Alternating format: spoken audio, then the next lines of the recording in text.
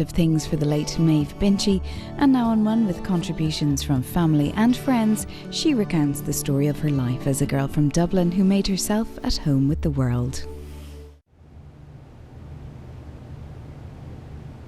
One of my first memories of books in my life was when my father would read to me. He used to read the Winnie the Pooh books. I would listen impatiently for the first 2 or 3 lines, and I would ask, where am I? Where was I? So in order to keep me quiet, he would say, you were up an oak tree, or you were sitting on a 5-bar gate. And once I knew where I was in the book, I was perfectly happy.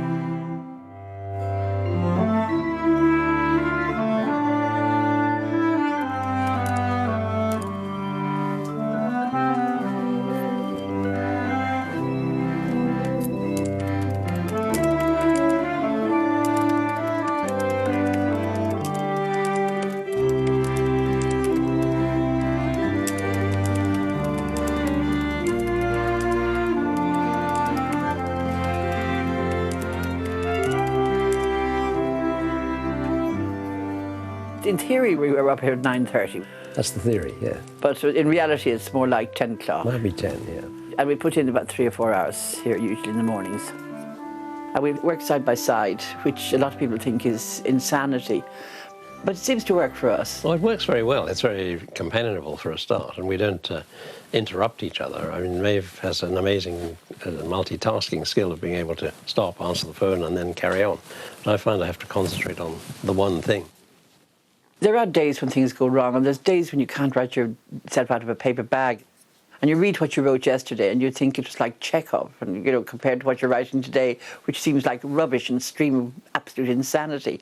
It's very nice to have somebody who understands that completely and who is consoling about it. I think that's a hugely important thing. Everything to do with work is up here. So it's a feeling that you've arrived at work when you're up here. We don't take the work downstairs with us. So downstairs is free, it's like living. And this is working.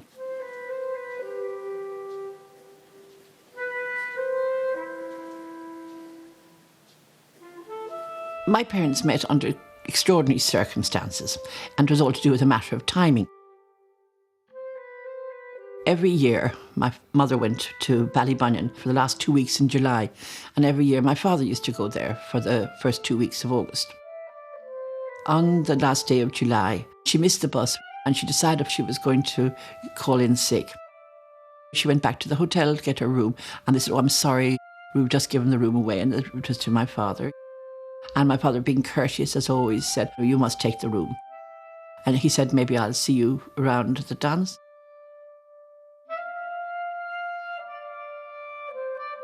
There were 2 opposites. One was thoughtful and quiet and wanting the background, and the other was jolly and gregarious and wanting loads of people around. And that's how it all was. And if she had got that bus, they'd never have met. And we probably wouldn't be here, or not as we are. So we always are great believers in the great luck and good fortune of meeting somebody at the right time.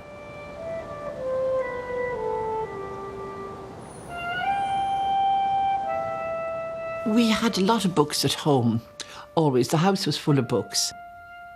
And very often in the evening after supper, we would sit down and read. And we'd actually sit and read. The family would do so. Once homework had been done, it was a treat to read.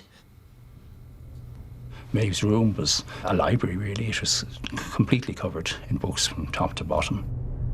There were shelves completely, as I recall, around every wall. That would only be echoing what was downstairs. The others used to laugh at me because I used to constantly arrange the books by colour. And my father would say, where's that new book that we got the other day? I'd say, it's a green book, so it'll be with the green books. And it wasn't exactly an obsessive compulsive disorder, but it was I wished to put order on the world.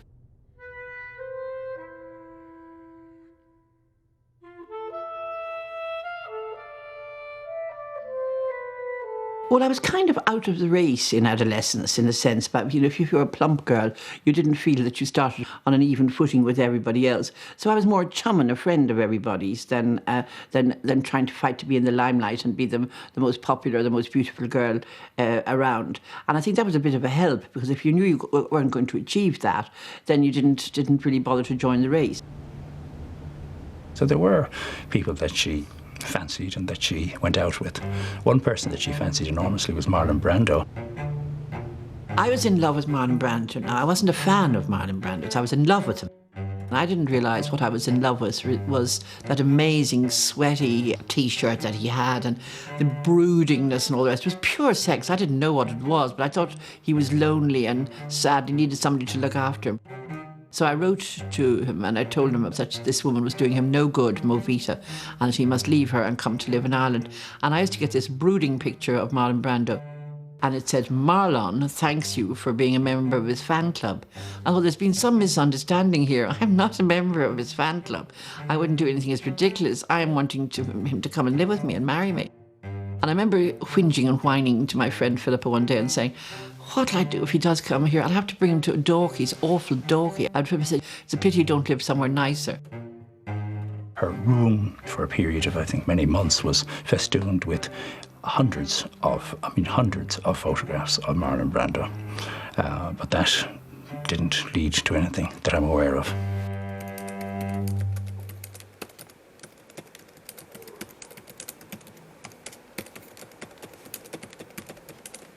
Before I start to write a book, I have to sit down and plan it out. I've done this from the very beginning.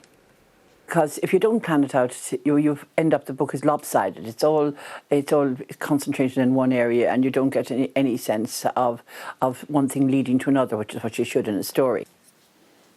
I'd write the whole story out in about maybe 6 or 7 pages and tell myself, and indeed tell the publishers, where it was going. And if they liked the idea, then away we go. And the next thing is to work out how you're going to discipline yourself to write it. So our house is filled with these charts, these ludicrous bits of paper with sort of day 1, day 2. Here I have written one, novel chart, September the 1st to October the 18th, 1984. And so many words have to be written every day. The way I would put it is, I have to be at page 216 that day, and I've got to be at page 220 the next day. In other words, I was doing 4 pages a day. And 4 pages a day would be about 1,600 words a day. So in order to give yourself a sense of place, that you know where you're writing about, I often find it's a good idea to draw a map. Now, you'd be ashamed to let anybody see this is my drawing. As soon as I mention a character, I draw a house for the character. I put a little house and put their name on it. When the hotel is mentioned, I put the hotel in, and I put the pubs. This is for echoes.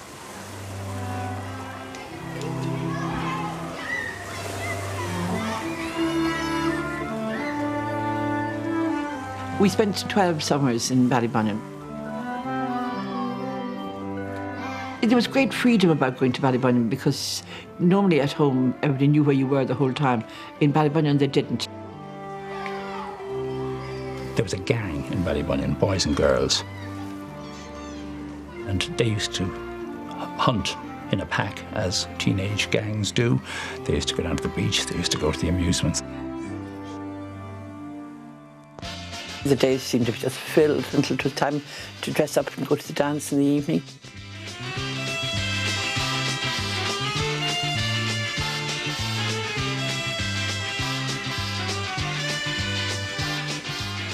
I first met Maeve when she was about 14, dancing in Ballybunion. The dances started at 8. The pubs didn't close until 10. The result of which was, if you were a young fella who didn't drink, as I was at the time, there were marvellous women who would teach you to dance, and I was very, very fortunate. If you could manage to get somebody to dance with you, you were up there for the night. Maeve was a wonderful dancer. Even though I was a plump girl, I was a good dancer because we were taught dancing by a marvellous woman at school. The whole point about those days in Ballybunion was you couldn't imagine how much we thought and talked about and worried about and obsessed with sex, but nobody was really having any. And that's what made it so hothouse and so hugely overexciting.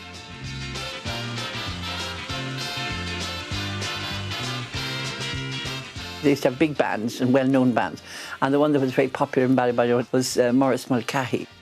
He used to have wonderful innuendo announcements, and he would announce from the stage, there's a girl here and she's very worried because she went down the sand hills last night and she lost. And there'd be a long, excited scream from the crowd of what she could possibly have lost.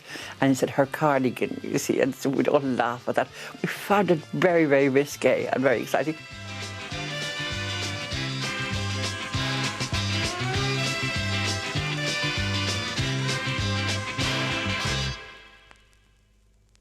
This is all the good bit of it. When you suddenly the work you've been doing for months is proven to be there. Well, what happens nowadays is when the proofs arrive for the book, they usually arrive in a bound condition, but you can still do corrections in them. And I'm looking at some of the mistakes in them. I mean, some of the mistakes are my own completely, and my hopeless bad typing. And at this stage of the book, you can change all those. So today now, when I'm doing these proofs, there's about 5 other people doing them as well, including serious proofreaders who really do understand how to do them. So I've had 23, 24 books published. The anxiety doesn't get any less as you go on. I'm just as frightened as the 25th as I was the first. Bit of coffee there, Maeve. Yes, thank you very much indeed. That's smashing. He was going for a bit. It will. Oh, there's the cat. Hello, Fred. Hello, Freddie. How are you? He's trying to join in everything. He is. He doesn't like there to be too much going on without being part of it. We have 2 marvellous cats. There's Fred and there's Audrey. Fred is a ginger one, and Audrey is a white one with a black tail. And Audrey is a beautiful cat, but she's the equivalent of a dumb blonde, really. She doesn't understand that her tail is part of herself. She thinks it's another animal coming after her. Proves a marvellous, marvellous excuse when you don't want to work. You have to give the cat a hug because it would be uncivilised and ungrateful not to.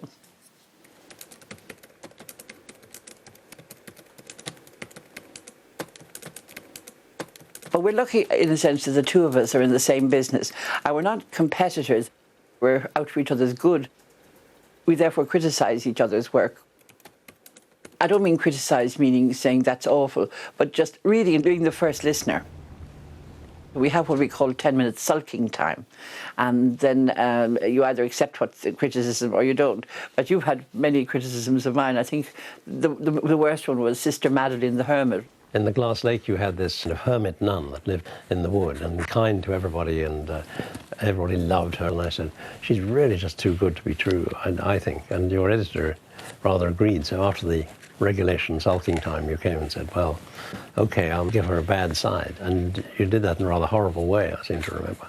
Yes, I had her drown a kitten in a barrel of water. I mean, that could be no greater sin in this house. You didn't need to go as far as that. But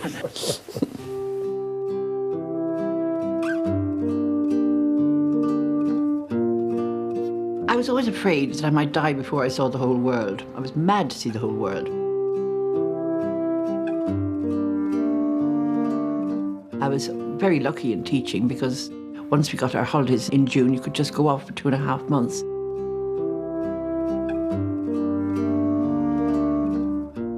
There's a marvellous book called The ABC Shipping Guide to the World. I used to have that as my Bible.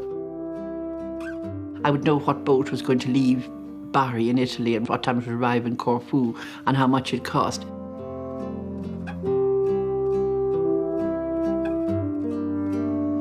She had her shipping books, these commercial shipping books that she used to look up. And she would write off to these people and say, can I be a guest on your boat? These were boats that were not generally passenger boats at all. You could either sleep on the deck of the boat for nothing, or if there was a freight traveller, you could actually work on it. But sleeping on the deck was great, and I met great people on that. And I suddenly began to realise I had only tipped the surface of travelling when I met all the people in all the places they'd been.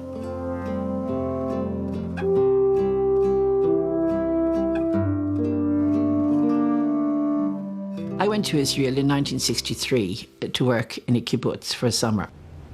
They gave us a couple of days off a week and we'd go in to see Israel. And I went to Jerusalem. The only Christian site in it of importance was the Room of the Last Supper. I went to see that, and it was a cave.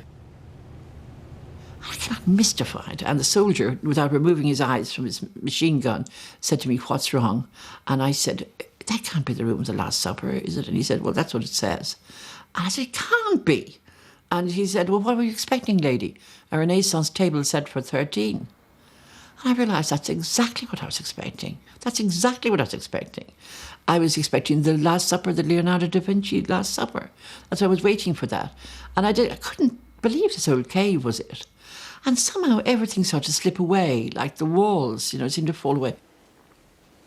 And I was so disappointed. I remember coming back on the bus, back to the kibbutz, terribly upset that none of it was true, and the angels weren't true, and the shepherds, and the star in the east, and all these things that I had believed in all my life. And there was no big friendly God waiting for me, and no St. Patrick keeping an eye out for me, and all the other saints that I was terribly fond of, like St. Anthony, who was finding everything for me, St. Francis, who loved animals. These were my friends in heaven. I was 23, but it was a simple life those days. I really believed they were there. And then they just went like that, and they never came back.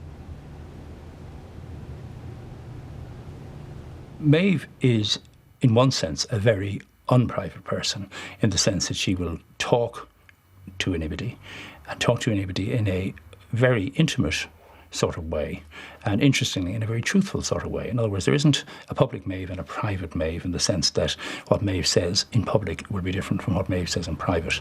There's a constancy. Having said that, there is an inner Maeve. Her deepest reflection on the meaning of life will be gauged by what she says about things on the surface. Well, I realised that there was no hell now. You see, that also went with everything else. The whole idea was people burning and burning for eternity. So I thought, well, then I might as well have a crack at some of the things that I thought were going to send me to hell. I started to drink alcohol. I started to smoke. And I started to look on men with a nice beady eye and with much more enthusiasm than I had before. There was a man in Israel. I loved him for what I thought was life. I was wondering about how I could become Jewish, and I thought about all that, and I was facing the problems of explaining to my parents how there was going to be a wedding in the desert in Israel.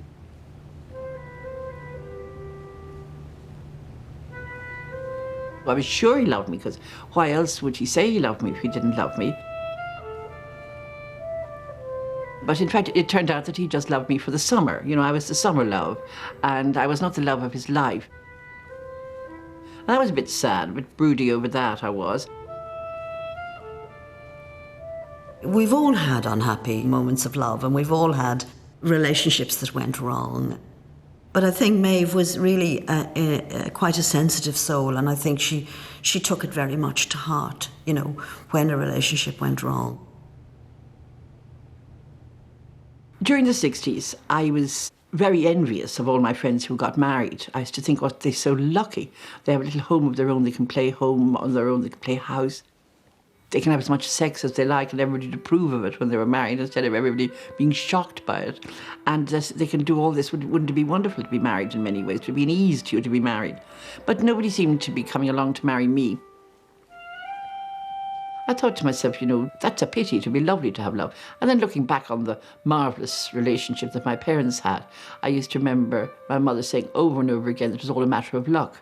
And it was huge luck who you met. So that used to cheer me up, and I thought one of these days this luck will happen to me. Koala often wondered how they make Kushel so irresistible. Oh, I think he's about to find out. Yep, up we go, little koala. He thought there must be something different about the way they make it. Ah, it's the extra whoosh of warm air that helps make it so irresistibly cushiony soft. Kushel. For koala, the whoosh makes all the difference. Celebrate the London 2012 Olympic Games with McDonald's. Get your free Coca-Cola glass and wristband with any large meal or premium salad. When you're smiling, when you're smiling, when you're smiling, when you're smiling, and the whole world smiles with you. Ever notice when you smile, you see smiles all around you every day? Because really proper smiles always start on the inside. Give your tummy a little TLC every day with the great taste of Activia with Bifidus actiregularis. Activia, TLC for tummies. Then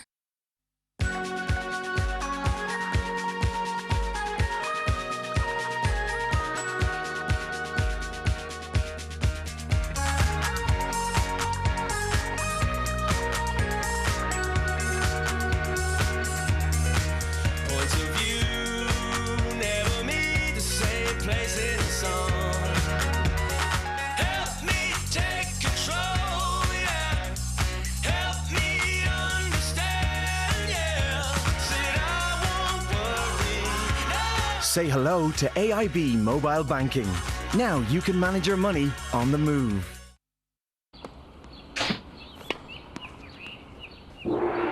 Wise men say, for taste buds to grow, your mouth needs to water.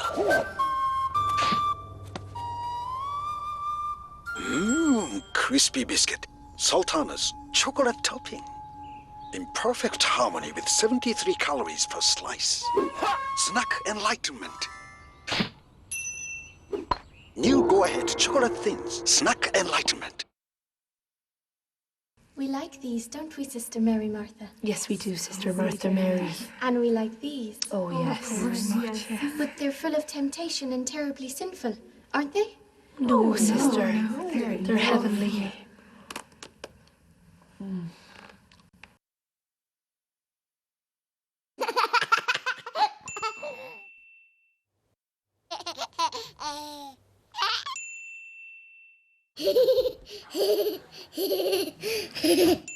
Cow and Gate Complete Care Follow-On Milk provides key nutrients for growth, helps promote healthy digestion, and is nutritionally tailored to your baby's stage.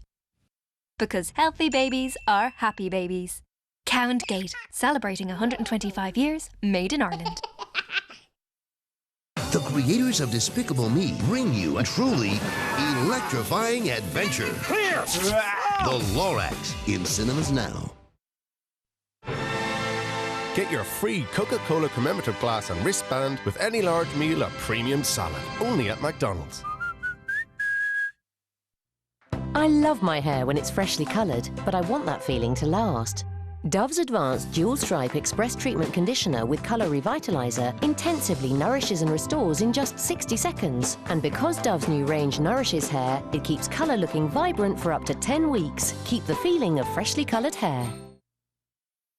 It's the quarter-finals of the All-Ireland Senior Football Championship, and Connacht champions Mayo take on Down on RTE2. There's a chance here of a winner!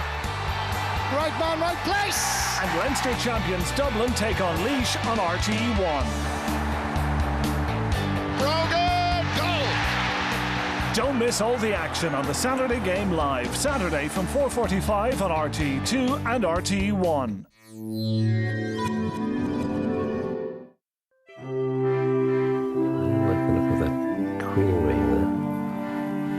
Anybody who's watching us play wouldn't recognise it as the game of chess. I mean, they wouldn't notice the same game. It's more like a game of chance. No.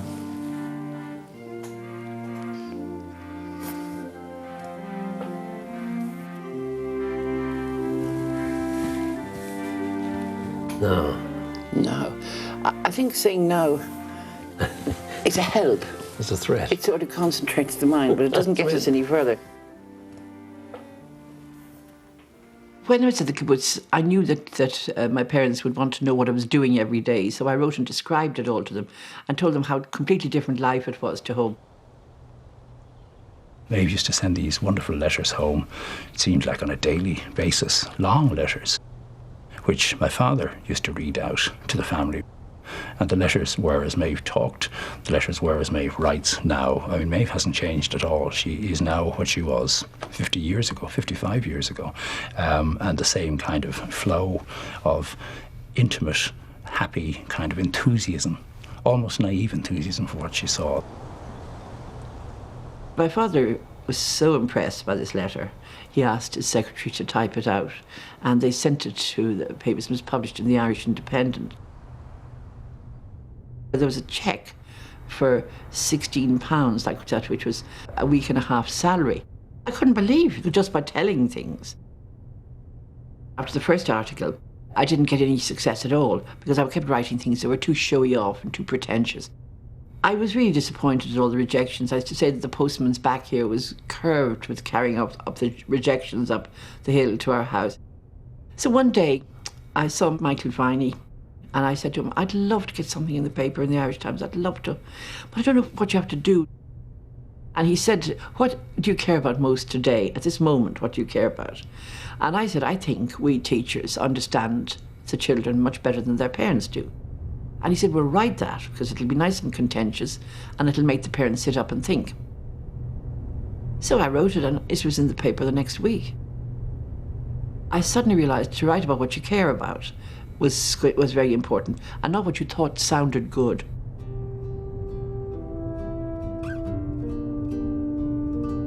Because I had travelled so much and I'd been to so many places, it was a good opportunity to write travel articles about them. So I started writing quite regularly for the Irish Times about places.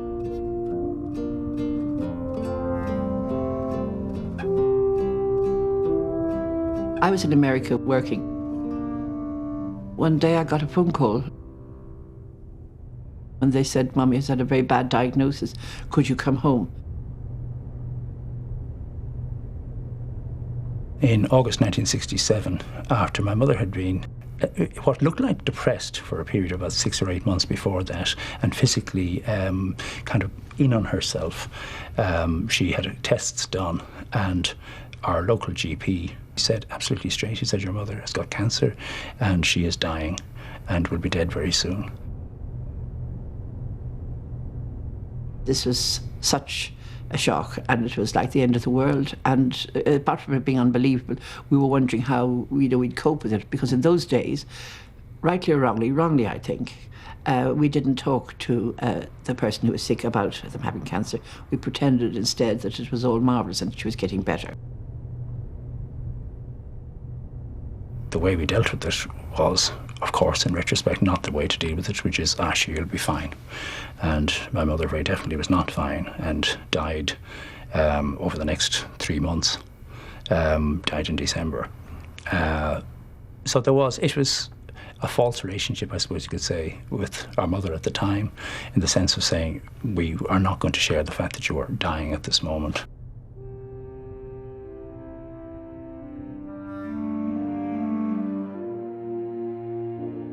Looking back on it all now, I think she was a strong enough person to have been able to talk about her life.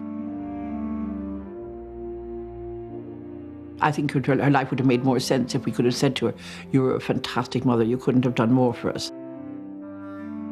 Instead of having to act the whole time and pretend that she was getting better, would she be home in 3 weeks or 4 weeks? It was a terrible strain on us all. And I'm sure it must have been on her too, because she was a nurse and she had been a nurse, so she must have known what was wrong with her. But the fiction was kept up that she was getting better.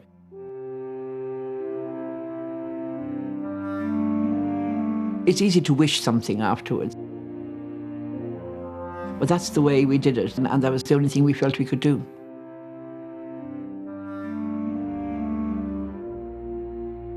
The whole kind of meaning had really been sapped out of the family at that stage.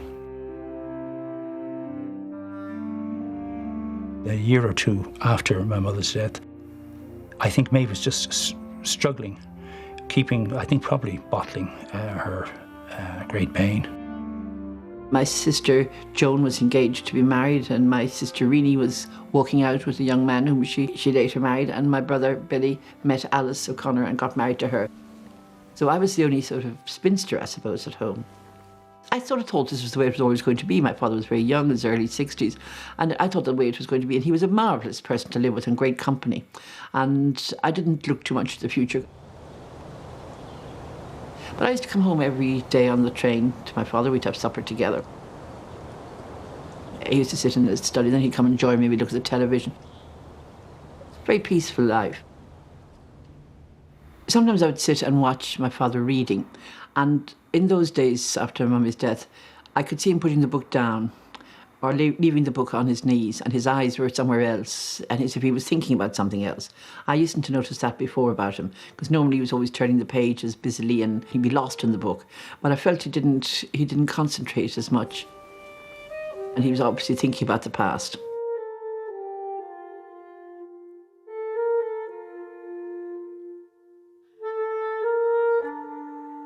I got restless. I got restless in the year 1968. Everything had changed. My mother had died the year before. Life was very different. And I was restless to move, to do something new. So I gave up a safe, permanent and pensionable job. Ah, yes, my turning point. Turning point. It's when you... Gave up teaching. Gave up teaching and became a journalist. Yes, or became an unemployed freelance writer for about 6 months anyway. When you did make the big change, how did your father feel about it? Because he was in a steady profession of being a barrister, and he must have thought that you were being a bit over-adventurous, perhaps. Well, he did say, when I said to him that I wanted to do this, you know, he said it was very risky and that the times were bad. Times were always bad, I suppose. But in the 1960s, it was an awful lot of people had to emigrate, and so you were considered very lucky to have a job. But he said if I wanted to do it, then I should certainly try to do it. And he also said, I remember him saying, which was, he said, I think if your mother was alive, I'm sure she would encourage you to do so. So that was good, and I'm sure she would have too. Then, of course, when I was making nothing in the beginning, he was subsidising me, because there was a fiction that I was doing housework at home, you know. Dread. Was that a fiction? That was a great fiction. And so I was given a little bit of money to help me, or to thank me for doing this notional housework. I was about to give up this idea of trying to support myself by writing, since I obviously wasn't supporting myself. And suddenly I got a phone call from the Irish Times asking me to come in and see them. And so I thought, what could it be? Was there some awful factual inaccuracy in my articles? I said to my father, I wonder what it is. And he said, well, his advice usually was, on every occasion, that admit nothing. Whatever they say, admit nothing.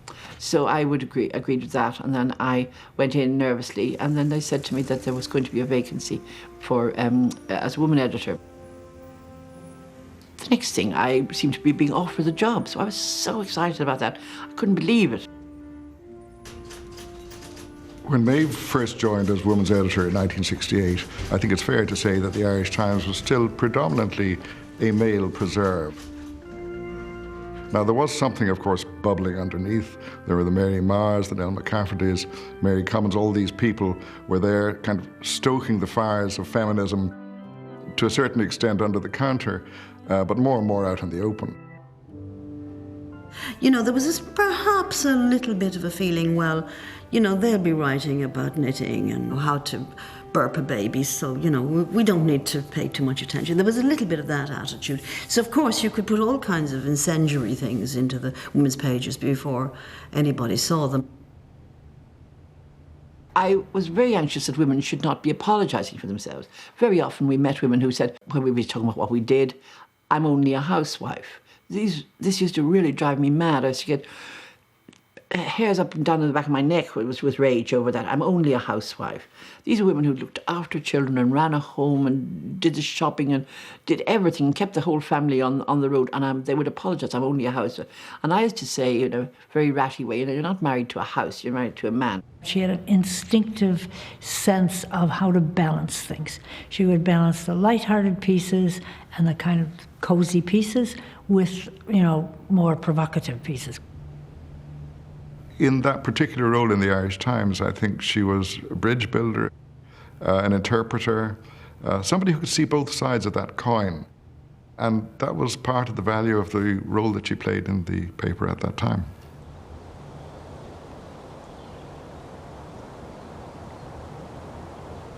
I had always expected that my life would go on and I would live with my father after my mother's death. I just thought that's the way it would be. I had a job going in and out to Dublin, so had he. We would maybe go on the train together.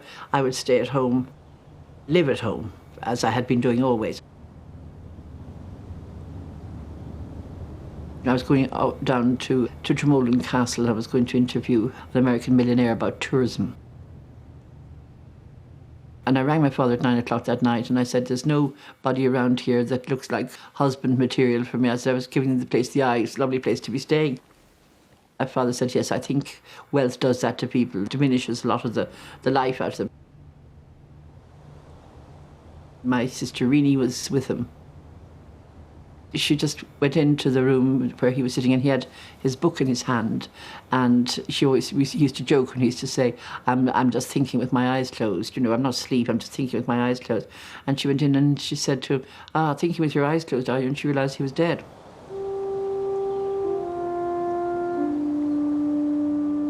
The house seemed to be huge and empty without him. I used to wake up and forget that it had happened and wonder what we'd be doing with Daddy at the weekend, you know.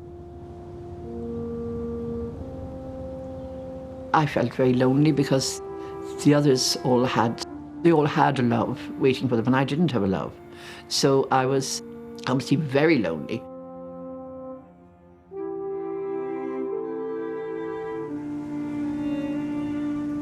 I got a flat in town, in Dublin.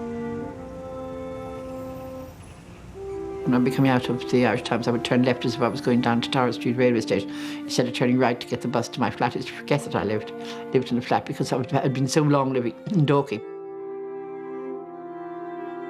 During that year in the flat, I decided to myself, it's time for me to change now. I started to work very, very hard, try and get it out of my system.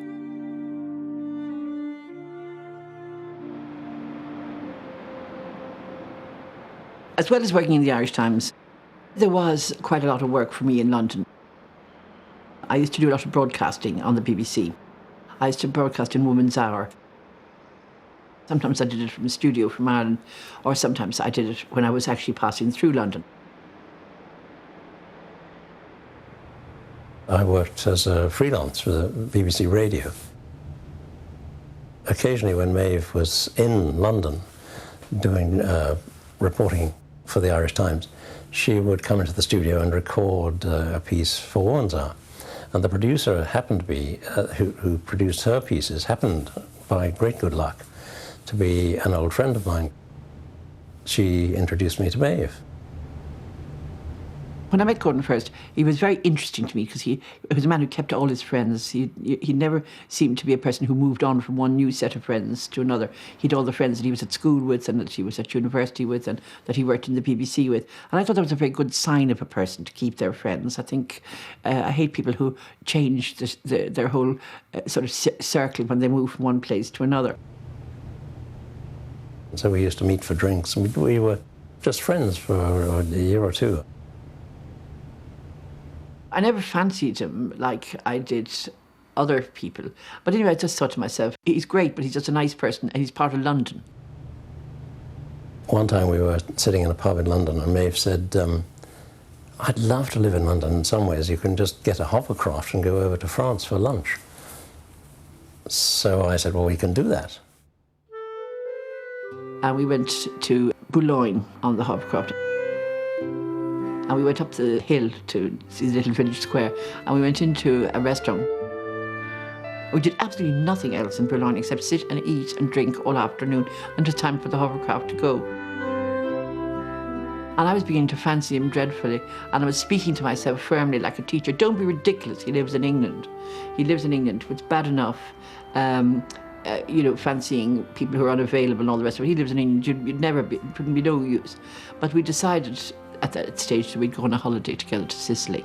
So we went to Sicily, and then it was, you know, that was it. I did fancy him hugely. We had a wonderful time in Sicily.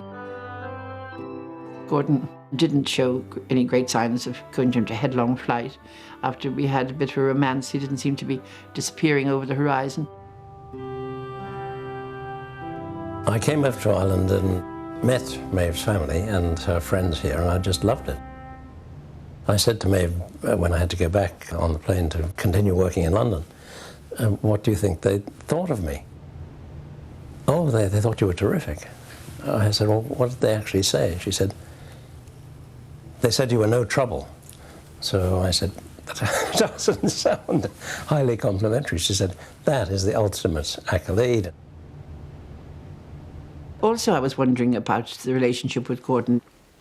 Was it all lovely while I was over in Ireland and that he could come over and see me at weekends or I could go over and see him? Was it in fact really a relationship that would thrive on weekends rather than being together the whole time? And then one day didn't I see the editor of the Irish Times, Mr. Gage, putting up a notice. Want a man in London to write features articles and general interest. And I said to him, you can't put a man, meaning you must put a person or a reporter or a journalist. And he said to Mr. Gage, he looked at me over his glasses and he said, you've got a fellow in England, haven't you? And I said, yes, but that's got nothing to do with it. And he said, well, do you want the job or do you not? And I said, well, yes, I do, actually. So he tore up the thing. He said, well, will you start in September? And I said, I will, yes. And then I had to tell Gordon I was on my way over. She had to make an instant decision, so then she rang me and said, oh, I've got this job in London. And one of Maeve's publishers once said, how did Gordon react to that? And Maeve said, he was startled but pleased, which I think more or less sums it up. I was startled, but absolutely delighted.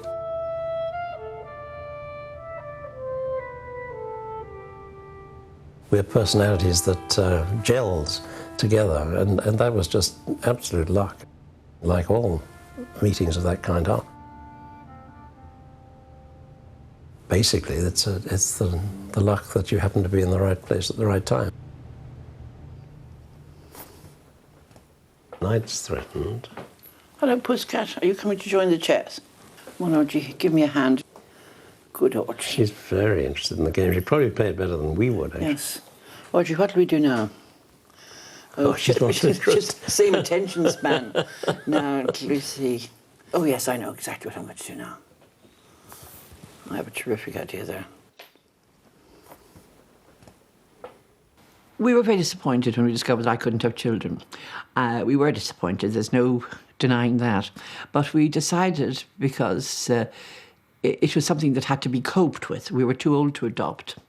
And fertility drugs were not then what they are now. Maeve is not an artificially jolly person, in the sense that she will pretend a situation that's bad is a good one. She never has done that, ever. She confronts a situation in its fullness of its badness and deals with it. That's the way she copes with it. I think it's her life philosophy, actually. When particular events in her life have been particularly challenging, particularly difficult, or particularly sad, she's accepted that that's exactly what they are and then deals with them as best she can. We decided to take the optimistic view on it and see what can we best do that'll take this disappointment away from us. Maeve is very generous and loving to other people's children. When my first grandchild was born, she sent me a lovely note saying, you know, we've accepted, we didn't have a family, but gosh, I miss not being a grandmother. I think it's a lovely thing if you know somebody who has no children, to share your children with them, to let them see them from a very early age, and let them see the bad as well as the good, not just only the bits where you're there for successes, for graduations or engagement parties or anything like that, or birthdays. Let them be involved in the bad bits as well.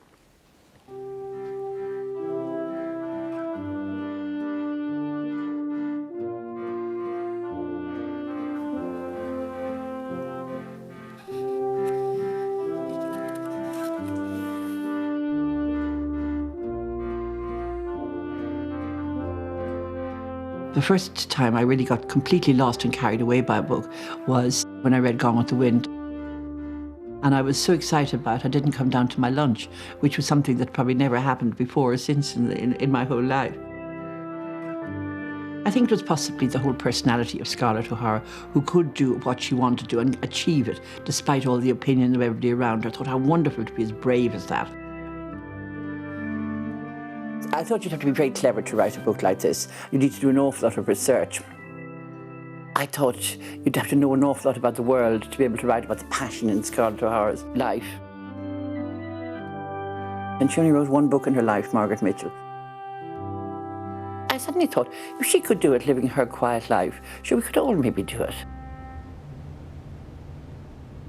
The situation with Maeve is she appears at times, things come easily to her, but you will find most of the time everything has been terribly well pre-planned, prepared for, and nothing happens by chance. The one I always think of her is like a swan going across a pool. You can't see any movement, she just glides, but you know perfectly well the paddles are moving underneath the whole time to keep her going. And that's it, she just gives that impression of not making an effort, but you know perfectly well you don't get where she is or do what she does without a huge effort being made.